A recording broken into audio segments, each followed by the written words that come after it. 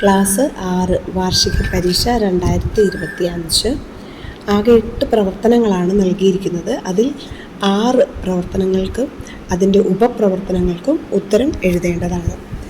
ആദ്യത്തെ ചോദ്യം, ഈ ചിത്രം നിരീക്ഷിച്ച് വൈദ്യുതിയുടെ ഉപഭോഗം കുറയ്ക്കുന്നതിനായി വിദ്യാലയം സ്വീകരിച്ചിരിക്കുന്ന മാർഗം എന്ത് എന്ന് കണ്ടെത്തി എഴുതുക എന്നുള്ളതാണ്. വൈദ്യുതിയുടെ ഉപയോഗം കുറയ്ക്കുന്നതിന് വിദ്യാലയം സ്വീകരിച്ചിരിക്കുന്ന മാർഗം, അവിടെ ആ സ്കൂൾ കെട്ടിടത്തിൻ്റെ മുകളിൽ നോക്കുക, സൗരോർജ പാനൽ കൊടുത്തിട്ടുണ്ട്, മഴവെള്ള സംഭരണി കൊടുത്തിട്ടുണ്ട്, പ്ലാസ്റ്റിക് നിരോധിച്ചിരിക്കുന്നു, വെള്ളം പാഴാക്കാതെ ഇരിക്കുന്നുണ്ട്, വൃത്തിയാക്കുന്നുണ്ട്. എന്നാൽ ചോദ്യം വൈദ്യുതിയുടെ ഉപയോഗം കുറയ്ക്കുന്നതിന് വിദ്യാലയം സ്വീകരിച്ചിരിക്കുന്ന മാർഗം എന്താണെന്നുള്ളതാണ്. ബി ചോദ്യം, സുസ്ഥിര വികസനത്തിനായി വീട്ടിലും വിദ്യാലയത്തിലും ചെയ്യാൻ സാധിക്കുന്ന കാര്യങ്ങൾ എന്തെല്ലാം? സുസ്ഥിര വികസനം നമുക്കറിയാം, വായു, മണ്ണ്, ജലം, മനുഷ്യൻ. ഈ 4 വിഭാഗക്കാർക്കും യാതൊരുവിധ ദോഷവും സംഭവിക്കാത്ത രീതിയിലുള്ള വികസന നിർമ്മാണ പ്രവർത്തനങ്ങളെയാണ് സുസ്ഥിര വികസന പ്രവർത്തനങ്ങൾ എന്ന് പറയുന്നത്. പ്ലാസ്റ്റിക് നിരോധിക്കുന്നത് മണ്ണിനും മനുഷ്യർക്കും വായുവിനും എല്ലാം വളരെ ഗുണകരമായ കാര്യമാണ്. അതുപോലെ തന്നെ ജലം പാഴാക്കാതിരിക്കുന്നതും വളരെ സുസ്ഥിര വികസനത്തിന് വേണ്ടി ഉപയോഗിക്കാവുന്ന ഒരു മാർഗം തന്നെയാണ്. ഉത്തരങ്ങൾ കൃത്യമായി നൽകിയിട്ടുണ്ട്, അതുകൂടി പരിശോധിക്കുക. പ്രവർത്തനം 2, ഇച്ചച്ചമെന്തു ചെയ്തേ ലേല, ഒരു മീന്തു ചത്തു പോയേ ലേല, ചത്ത മീന് എന്തു ചെയ്തേ ലേല, ഒരു പരുന്തു റാഞ്ചി പോയേ ലേല.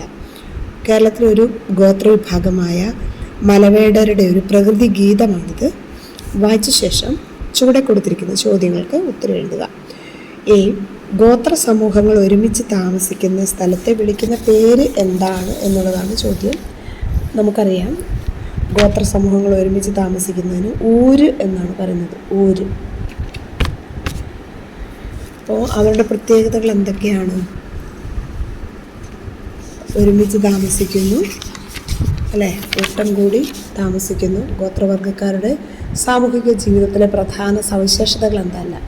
അവർ മണ്ണിനും കാടിനും യാതൊരു ദോഷം വരാത്ത രീതിയിലുള്ള ജീവിതമാണ് നയിക്കുന്നത്. ഇനി ഗോത്ര സമൂഹത്തിലെ എന്തെല്ലാം കാര്യങ്ങളിൽ തീരുമാനമെടുക്കുന്നതിനാണ് മൂപ്പൻ ഉൾപ്പെടെയുള്ള മുതിർന്ന സമിതിക്ക് പരമാധികാരം ഉള്ളത് എന്നുള്ള ചോദ്യം കൊടുത്തിട്ടുണ്ട്. ഗോത്രവർഗത്തിൽപ്പെടുന്നവർ പൊതുവെ മലയോരങ്ങളിലോ വനങ്ങളിലോ കുന്നിൻ മുകളിലോ ഒറ്റപ്പെട്ട് കിടക്കുന്ന താഴ്വരകളിലോ താമസിക്കുന്നു. ഗോത്ര സമൂഹം ഒരിടത്ത് കൂട്ടമായി ജീവിക്കുന്നു എന്നുള്ള സൂചന കൂടി നൽകണം. കൂടാതെ മറ്റ് സമൂഹങ്ങളിൽ നിന്ന് വേറിട്ടൊരു ജീവിത രീതിയാണ് അവർക്കുള്ളത്. വനവിഭവങ്ങൾ ശേഖരിക്കുക, അതിൽ നിന്ന് ഉപജീവനം നേടുക, അതുപോലെ തന്നെ അവ ഉപയോഗിച്ച് ജീവിതം നയിക്കുക. പിന്നെ കൂടാതെ പരമ്പരാഗത രീതിയിലുള്ള കൃഷി രീതി, പിന്നെ അവർക്ക് അവരുടേതായ ഒരു ഭാഷയുണ്ട്. ഇതിലേതെങ്കിലും 2 വസ്തുത എഴുതിയാൽ മുഴുവൻ മാർക്ക് ലഭിക്കും. നേരത്തെ സൂചിപ്പിച്ചതുപോലെ തന്നെ ഗോത്രവർഗ്ഗക്കാർ എല്ലാ തീരുമാനം എടുക്കുന്നത് ഏതെല്ലാം കാര്യങ്ങളിലാണ്? വിവാഹ തർക്കങ്ങളുണ്ടായാൽ പിന്നെ അനുഷ്ഠാന മുറകൾ, ഇതിലേതെങ്കിലും 2 എഴുതിയാൽ അതിന് മാർക്ക് ലഭിക്കും.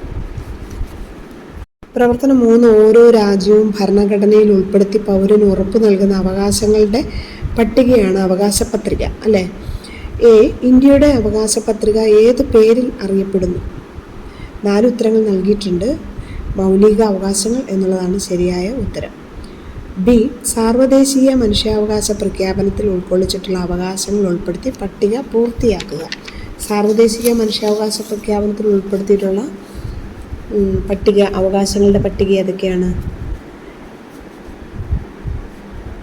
സ്വാതന്ത്ര്യത്തിനുള്ള അവകാശം, സംഘടനാ സ്വാതന്ത്ര്യം, തൊഴിലവകാശം, സംസ്കാരവും ഭാഷയും ലിപിയും സംരക്ഷിക്കാനുള്ള അവകാശം. അടുത്തത് ചോദ്യം, മനുഷ്യാവകാശ സംരക്ഷണത്തിന് വേണ്ടി ദേശീയ തലത്തിൽ രൂപീകരിച്ച കമ്മീഷൻ്റെ പേര്? ദേശീയ തലത്തിൽ രൂപീകരിച്ചിട്ടുള്ളത് ദേശീയ മനുഷ്യാവകാശ കമ്മീഷൻ ആണ്. വളരെ എളുപ്പമുള്ള ചോദ്യമാണ്. പ്രവർത്തനം 4, മധ്യകാല കേരളത്തിലെ ഭാഷ, സാഹിത്യം, കല നൽകിയിട്ടുണ്ട്. അവയുടെ പ്രത്യേകതകൾ നൽകിയിട്ടുണ്ട്.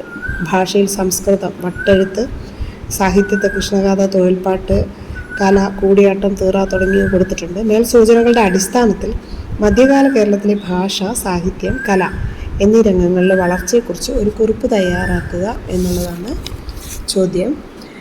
അപ്പോൾ മലയാളം, സംസ്കൃതം ഭാഷകൾ മലയാള ഭാഷയുടെ വളർച്ചയെ സ്വാധീനിച്ചു വട്ടെഴുത്ത്, കോലെഴുത്ത് എന്നിവ പഴയ ലിപികളാണ് എന്നുള്ള വസ്തുതകളൊക്കെ ഉൾപ്പെടുത്തണം. കൂടാതെ ചെറുശ്ശേരി എഴുത്തച്ഛൻ, കുഞ്ചൻ നമ്പ്യാർ തുടങ്ങിയ പ്രധാന എഴുത്തുകാരെ പരിചയപ്പെടുത്തുക, അവരുടെ കൃതികൾ, കൂടാതെ വടക്കൻ പാട്ടുകൾ, തെക്കൻ പാട്ടുകൾ, കൂത്ത്, കൂടിയാട്ടം, കഥകളി, തെയ്യം, തീറ തുടങ്ങിയ കലകളെ സൂചിപ്പിക്കാം. ഓരോന്നിലും ഓരോ സവിശേഷതകൾ ഉൾപ്പെടുത്തി എഴുതുക എന്നുള്ളതാണ് പ്രധാനപ്പെട്ട കാര്യം. തന്നിരിക്കുന്നവയിൽ മധ്യകാലഘട്ടത്തിൽ നിലനിന്നിരുന്ന ക്ഷേത്രകല ഏതാണെന്ന് ചോദിച്ചേക്കുന്നതാണ് ബി ചോദ്യം. കൂത്താണ് ക്ഷേത്രകലയിൽപ്പെട്ട കലാരൂപം. അടുത്തത് പ്രവർത്തനം 5.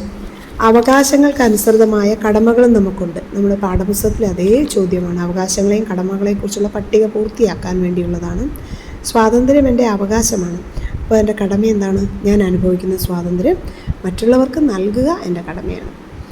അടുത്തത് കുട്ടി എന്ന നിലയിൽ സംരക്ഷണം എൻ്റെ അവകാശമാണ്. അങ്ങനെയാണെങ്കിൽ എല്ലാ കുട്ടികളുടെയും അവകാശങ്ങൾ സംരക്ഷിക്കുക എൻ്റെ കടമയാണ്.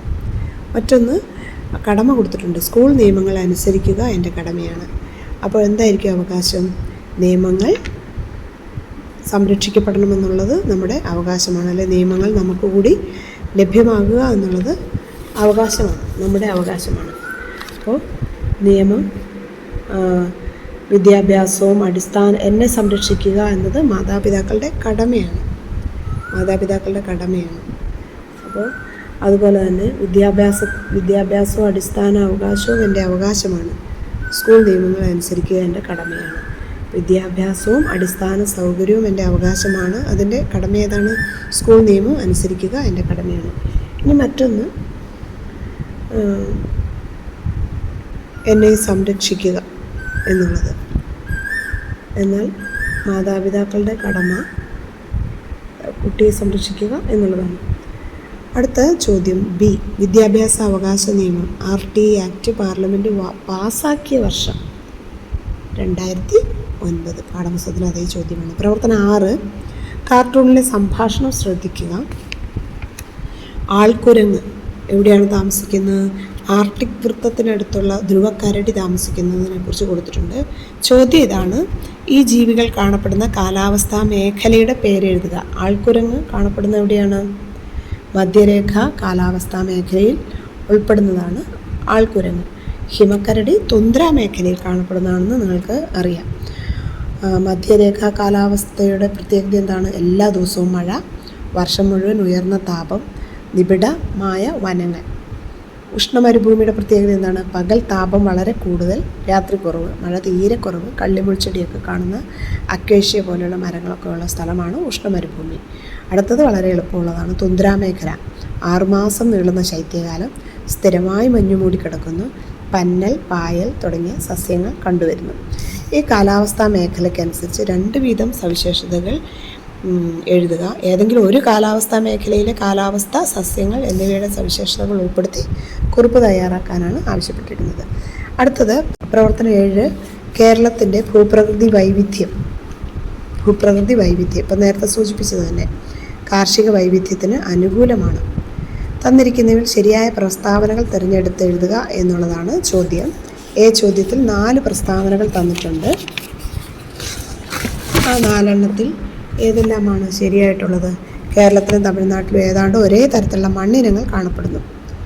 മഴ ലഭിക്കുന്നതിനാൽ കേരളത്തിൽ പലയിടങ്ങളിലും ജലസേചന സൗകര്യങ്ങളുടെ ആവശ്യകത ഇല്ല എന്നുള്ളതാണ്. കൃഷിക്ക് അനുകൂലമായ ഭൂമിശാസ്ത്ര ഘടകങ്ങൾ കേരളത്തിലുണ്ട് എന്നുള്ളത് നമുക്ക് ഉറപ്പിക്കാൻ പറ്റുന്നത്. കേരളം ഇന്ന് ഭക്ഷ്യ വസ്തുക്കൾക്കായി അയൽ സംസ്ഥാനങ്ങളെയാണ് ആശ്രയിക്കുന്നത് എന്ന് കണ്ടെത്തി അവതരിപ്പിക്കുക. ഇത്രയും കാര്യം ചെയ്താലാണ് മുഴുവൻ മാർക്ക് ലഭിക്കുക. പ്രവർത്തനം 8. നേരത്തെ സൂചിപ്പിച്ചതുപോലെ 6 ചോദ്യങ്ങൾക്ക് ഉത്തരം എഴുതേണ്ടതുള്ളൂ. മധ്യകാല ഇന്ത്യയിൽ സംഗീതവും ചിത്രകലയും അഭിവൃദ്ധി പ്രാപിച്ചു. മധ്യകാല ഇന്ത്യയിൽ ചിത്രരചനയ്ക്ക് സ്വീകരിച്ചിരുന്ന ആശയങ്ങൾ എന്തൊക്കെയാണ്? നമ്മൾ കണ്ടതാണ്. ബൈബിൾ എന്നൊക്കെ അല്ലേ? ബൈബിൾ, പിന്നെ കൊട്ടാര ജീവിതം, പ്രകൃതി ദൃശ്യങ്ങളെല്ലാം അവർ മധ്യകാല ഇന്ത്യയുടെ ചിത്രരചനയ്ക്ക് വേണ്ടി സ്വീകരിച്ചിരുന്നു. മറ്റൊന്ന് ബി. പദസൂര്യനിൽ ഹിന്ദുസ്ഥാനി സംഗീതത്തിൻ്റെ സവിശേഷതകൾ കൊടുത്തിട്ടുണ്ട്. അത് ഉപയോഗിച്ചുകൊണ്ട് ഒരു കുറിപ്പ് തയ്യാറാക്കാനാണ്. സൽത്തനത്ത് മുഗൾ കാലഘട്ടത്തിലാണ് പേർഷ്യൻ സംഗീതം അതിശക്തമായി വ്യാപിച്ചത്. അക്കാലത്തുണ്ടായിരുന്ന ശ്രദ്ധേയരായ സംഗീതജ്ഞരാണ് അമീർ ഖുസ്രു, താൻസൻ തുടങ്ങിയവരെന്ന് എഴുതണം. കൂടാതെ അക്കാലത്തുണ്ടായിരുന്ന സംഗീത ഉപകരണങ്ങൾ കൂടി സൂചിപ്പിക്കാം. തബല, സിത്താർ തുടങ്ങിയ പുതിയ സംഗീതോപകരണങ്ങൾ അക്കാലഘട്ടത്തിൽ രൂപപ്പെട്ടിരുന്നു. അപ്പോൾ മധ്യകാല ഇന്ത്യയിലെ സംഗീതം എന്ന് എഴുതുമ്പോൾ പേർഷ്യൻ സംഗീതത്തിൻ്റെ സ്വാധീനം, ഉപകരണങ്ങൾ, സംഗീതജ്ഞർ, പ്രത്യേകമായിട്ട് ചില വ്യക്തികൾ ആ കാലഘട്ടത്തിൽ സംഗീതത്തിന് നൽകിയ സംഭാവനകൾ, ഇവയെല്ലാം ചേർന്ന് കഴിയുമ്പോൾ ഹിന്ദുസ്ഥാനി സംഗീതത്തിൻ്റെ സവിശേഷതകളാകും. നല്ലൊരു പരീക്ഷയാണ്. കൂടുതൽ ഒന്നുകൂടി ചോദ്യങ്ങളിലൂടെ കടന്നുപോയി ഒരു പ്രാവശ്യം കൂടി പഠിച്ച് ഒന്നുകൂടി പരീക്ഷ എഴുതി നോക്കിയ ശേഷം വേണം 7ാം ക്ലാസ്സിലേക്ക് പ്രവേശിക്കാനായിട്ട്. അത്രയും അധ്വാനം നിങ്ങളുടെ ഭാഗത്തുനിന്നുണ്ടായാൽ ഒരു നല്ല സോഷ്യൽ സയൻസ് വിദ്യാർത്ഥിയായിരിക്കാൻ നിങ്ങൾക്ക് സാധിക്കട്ടെ. Thank you.